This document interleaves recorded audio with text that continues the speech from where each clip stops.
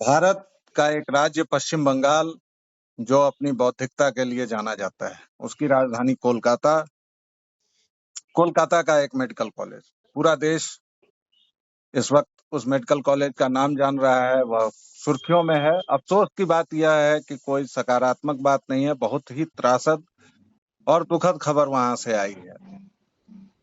एक doctor intern की हत्या के बाद, रेप और उसके बाद हत्या के बाद पूरा समाज सड़कों पर है, उद्वेलित है। और इस बीच गुंडों ने रात भर आरजी कार पर हमला किया, तोड़फोड़ की और सारी बातें हुई। इसके बाद वहां की मुख्यमंत्री ममता बनर्जी का एक बेहद ही संवेदनहीन बयान आया कि यह राम और वाम के कार्यकर्ताओं ने किया, यानी कि गलती को दूसरों पर थोपने की जो उनकी रवायत, जो संदेश खाली हो या मुर्शिदाबाद हो या फिर अब कोलकाता हो। कई धड़ों से मांग उठ रही है कि ममता बनर्जी को अब या तो इस्तीफा दे देना चाहिए, और अगर वो नहीं दे रही हैं तो केंद्र को कम से कम 356 का इस्तेमाल करना चाहिए। मैं हूं व्यालोक और इस पूरे मसले पर मैं बात करूंगा नित्यानंद गायन से। पश्चिम बंगाल स्थित पत्रकार हैं, बहुत जानकारी रखते हैं। गायन जी, आपका बहुत बहुत स्वागत है। जी नमस्कार व्यालोक जी। कोलकाता में जिस तरह से हो रहा है और इसके बाद ये लड़ियां हैं, कोलकाता में नृशंसता, मानवीयता की सारी हदें पार हुई केजी कार मेडिकल कॉलेज में, और उसके बाद जिस तरह से हमला किया गुंडों की भीड़ ने, फिर जिस तरह से उसका पॉलिटिसाइजेशन हो रहा है, लेकिन कुल मिलाकर एक जो हम श्रृंखला देख रहे हैं, क्या यह समय आ गया है कि, मैं बहुत लोडेड सवाल पूछ रहा हूं, क्या केंद्र सरकार को अब वहां 356 का इस्तेमाल कर ही देना चाहिए? देखिए, पहले तो ये है कि जो घटना घटी है, ये सही मायनों में मानवता को शर्मसार करने वाली घटना है। वैसी एक दरिंदगी थी। लेकिन किसी भी घटना को किसी और जो बचाव में करते हैं, अक्सर पार्टियां जो करती हैं कि एक घटना की तुलना दूसरे से करते हैं और दूसरे राज्य से उसकी तुलना करते हैं, ठीक है। और ये बहुत मतलब मुझे लगता है कि हर घटना एक नई घटना है और हर घटना को उस तरह से देखना चाहिए कि किसी भी घटना की पुनरावृत्ति के लिए, उसके बचाव के लिए आप जब दूसरे से तुलना करते हैं तो मुझे लगता है कि वो बहुत ही गलत और बहुत ही न्याय संगत नहीं है। लेकिन जो सवाल आपने पूछा पहले तो वो है कि धारा जो 356 लगाने की मांग, राष्ट्रपति शासन की जो मांग है, मैं उस पे बाद में आऊंगा। लेकिन मेरा ये कहना है कि इस पूरी घटना में राज्य सरकार, पुलिस प्रशासन और खासकर मुख्यमंत्री का जो रवैया रहा है वो निराशाजनक रहा है। मतलब वो शर्मनाक कह सकते, निंदनीय, उसकी निंदा होनी चाहिए। पहले तो साफ शब्दों में ये बात है, क्योंकि एक तरह से ये शुरू से देखा गया कि इस घटना को कहीं ना कहीं दूसरे ट्रैक पे डालने की या एक बचाव की मुद्रा में प्रशासन और सरकार दिखी। जिस तरह से जो पीड़िता हैं, पहले जो उनके घर वालों को जो अस्पताल प्रशासन की तरफ से जो भी किया हो, जो कॉल गया, पहला फोन कॉल गया, उसमें उनको जिस तरह से गुमराह करने की कोशिश की, उनसे सच छुपाने की कोशिश की गई, तो उससे मोटिव पता चलता है कि इसके पीछे मतलब मुझे लगता है कि कहीं ना कहीं वो पूरा एक सिस्टम उसके पीछे है, चाहे अस्पताल का हो या समर्थन हो और लोगों का। पूरे घटनाक्रम को अगर आप क्रम से देखेंगे, उसकी क्रोनोलॉजी देखेंगे, तो आप ये देखेंगे कि कहीं ना कहीं इसको एक तरह से दबाने की कोशिश की गई शुरुआत में। ये हाईकोर्ट की टिप्पणी में भी इस तरह की चीजें आई हैं। तो एक घटना अगर घटी है और आपके पास, आप महिला मुख्यमंत्री खुद हैं, आप इसका दम भरते हैं कि भाई 11 सांसद आपने महिला सांसद दिए हैं, और इनके जो महिला जो सांसद हैं जो बहुत मुखर होके बोलती है, जिसमें महुआ मोइत्रा से लेके तमाम लोग हैं, उनकी चुप्पी भी एक सवाल मतलब करती है कि आखिर क्यों इतनी बड़ी घटना अगर घटी है। और ये जो आप कह रहे हैं, ये ऐसी एक घटना है जिसमें ना सिर्फ कोलकाता के, बंगाल के दूसरे जो जिले हैं, सुदूर जिले में, वहां तक इसका विरोध हो रहा है। तो पहली बात तो इससे जी जो ममता बनर्जी सरकार है उनकी साख को बहुत मतलब चोट पहुंची है। ये एक मैं ये मानता हूं कि ये एक तरह से पश्चिम बंगाल और ममता बनर्जी सरकार के लिए काला धब्बा है, जिसे मिटाना आसान नहीं होगा, ये लंबे समय तक चलेगा, जो जैसे निर्भया का केस बार बार उसका जिक्र होता है, एक है। लेकिन मैं पत्रकार के रूप में मैं जो देख रहा हूं, मुझे लगता है कि जब धारा 56 लगाने की बात जो कर रही है, ये चीजें जो है ये राजनीतिक डिसीजन होगा। उसका कारण ये है कि फिर उसका कंपैरिजन ये लोग करेंगे कि भाई यूपी में जो कुछ हुआ, उत्तर प्रदेश में जघन्य, और उसके अभी ये घटना चल रही थी, परसों की बात है, जो बिहार में, उत्तराखंड में, बिहार में एक मतलब 9वीं क्लास के एक बच्चे के साथ जिस तरह से कि उसके जी, मुजफ्फरपुर प्राइवेट में, मुजफ्फरपुर में, है ना। मुजफ्फरपुर में। तो ये ऐसे ये पूरा देश, मुझे लगता है कि मानसिक रूप से एक तरह से एक पूरा एक ऐसा वर्ग है तैयार हो गया जो मानसिक रूप से बहुत बीमार है, बहुत विकसित हो गया, बहुत क्रूर हो चुका है। ये इसका जिक्र प्रधानमंत्री भी लाल किले में अपने भाषण से कर चुके कि डर जरूर, ये पहले भी वो बात कर चुके।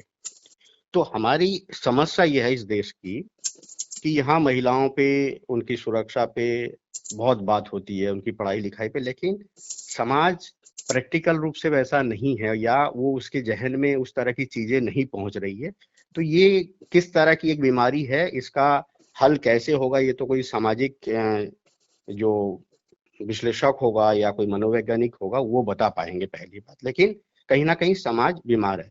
जो आपने सवाल पूछा कि मुझे लगता है कि ये सलूशन नहीं है, फिर इस तरह से हर बार हर मांग होगी, जी क्योंकि सिमिलर जो केस है, इसी तरह की केस जो मुजफ्फरपुर वाली घटना आप बता रहे, वही केस हुआ जी बंगाल। इसलिए कि बंगाल को जो जैसा आपने कहा कि सांस्कृतिक राजधानी और इसका बहुत यहाँ नवजागरण हुआ, बहुत सारी बातें इसके बारे में की जाती है उस जी लिहाज से। और बंगाल की महिलाएं बहुत, विशेषकर कोलकाता वाला जो एरिया, जो भद्रलोक वाला एरिया, वो बहुत जागरूक है। जी। और बिना यही एक सवाल आ रहा है, sorry ji to interrupt you, क्योंकि मैं 356 पर बार बार इसलिए ला रहा हूं क्योंकि पश्चिम बंगाल में जब पंचायत चुनाव हुए थे, चुनावों में जो हिंसा होती है, एक लगता है कि जैसे बहुत पुरानी जो बातें हो गई हैं वो सब अब बंगाल में हम प्रत्यक्ष देख रहे हैं। जो 1990 के दशक में, 90 से 2000 तक बिहार में दिखता था, जो चुनावों के दौरान मारपीट, गुंडागर्दी वगैरह वगैरह, वो अब बंगाल में आ गया है।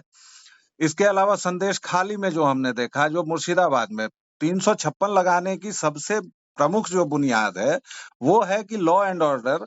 और यहाँ हम देख रहे हैं, आपने भी इस बात को कहा है कि कहीं ना कहीं सरकार इस मामले में लीपापोती करने की कोशिश कर रही है। ये जो मुद्दा है, ये जो पॉइंट है, इसीलिए अगर उत्तर प्रदेश से या बिहार से या किसी चीज से, तो उसमें सरकार का फेलियर है या तो बिल्कुल ठीक है, लेकिन सरकार इस तरह से नहीं बोलती है कि ये राम और वाम का काम है।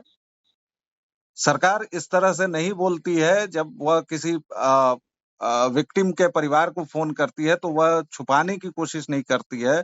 उसके बाद वहां भीड़ का हमला नहीं होता है। तो इन सब मामलों से क्या पश्चिम बंगाल पिछले 1 साल 1.5 साल से जो झेल रहा है, क्या उसको अब राहत की सांस नहीं लेनी चाहिए? क्या वहां पर राष्ट्रपति शासन नहीं लगना चाहिए?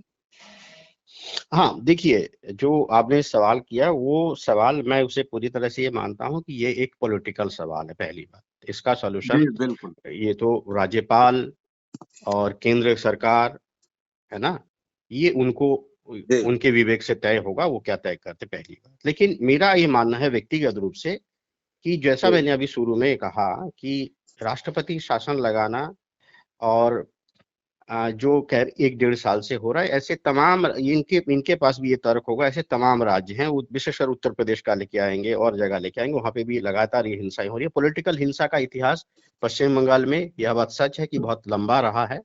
और जो पिछले चुनावों में जिसमें जिस तरह से हाईकोर्ट ने कहा कि जिस तरह से पंचायत चुनाव में जिस तरह से हिंसा हुई, है ना, वो निंदनीय, और बाकायदा इस बात को टीएमसी के कई लोग इसको स्वीकार कर चुके हैं। लेकिन जो आप सवाल कर रहे हैं उससे ज्यादा, राष्ट्रपति शासन लगाने से ज्यादा, इस घटना ने, ये जो आरजीकर मेडिकल कॉलेज वाला जो कांड हुआ है, जी इसमें अगर आप देखेंगे कि इसमें खुद टीएमसी में एक डिवीजन हो गया है। जी अभिषेक बनर्जी एक बात कहते हैं, है ना, कि इनको क्यों छोड़ दिया गया, उनका ट्वीट देखिए, ठीक है। दूसरी तरफ पार्टी के एक और नेता है, उन्होंने भी ये बात कही, ठीक है। तो ये एक इसमें डिवीजन आ गया, मतभेद आ गया। इसलिए देखेंगे कि इनके ज्यादातर लोगों को खामोश कर दिया गया। तो जो बात आप कह रहे हैं बार बार, इस तरह की जो बातें हैं, मैंने जैसे कहा वो एक पॉलिटिकल सवाल है। उसका डिसीजन तो ये जो केंद्र में जो लोग बैठे हैं या जो यहाँ राज्यपाल है उनको तय करना है कि क्या होगा, लगाना चाहिए कि नहीं। लेकिन मैं ये मानता हूं कि राष्ट्रपति शासन लगाने से क्या सब कुछ सही हो जाएगा? भाई मान लीजिए कि केंद्र शासित प्रदेश तो जम्मू एंड कश्मीर भी है। पिछले 68 दिनों में वहां 17 आतंकी हमले हुए, है ना, और मतलब दर्जन भर सिपाही हमारे मारे गए। तो ये इस तरह का कंपैरिजन, जब इस तरह की बातें आएंगी तो एक पॉलिटिकल क्राउड, तो मतलब एक वो डिबेट तैयार होगा। और वो मतलब शांत मतलब करने की जगह, मुझे नहीं लगता है कि बंगाल के लोग इस बात के लिए, मतलब पूरे बंगाल के लोग इस बात के लिए तैयार हैं कि नहीं, ये भी जानना जरूरी है।